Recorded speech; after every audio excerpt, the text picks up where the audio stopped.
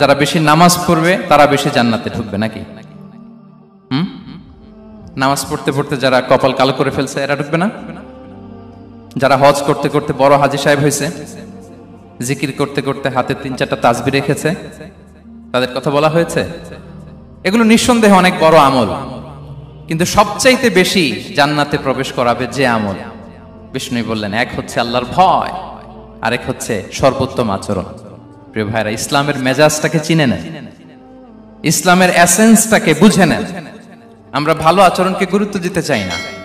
অনেক নামাজি লোক দেখবেন নামাজ পড়তে পড়তে কপালে কালো দাগ ফেলে দিছে, বাসায় বউয়ের সাথে খারাপ আচরণ করে, খিটখিটে মেজাজের, প্রতিবেশীর সাথে শুধু ঝগড়া, কলিগদের সাথে ঝগড়া, মারামারি, দুঃসম্পর্ক, এরকম আছে না নাই বলেন?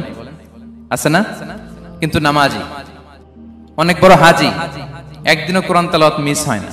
তো এত ইবাদত করেও সে ইসলামের আসল এসেন্সটাকে ধরতে পারে নাই।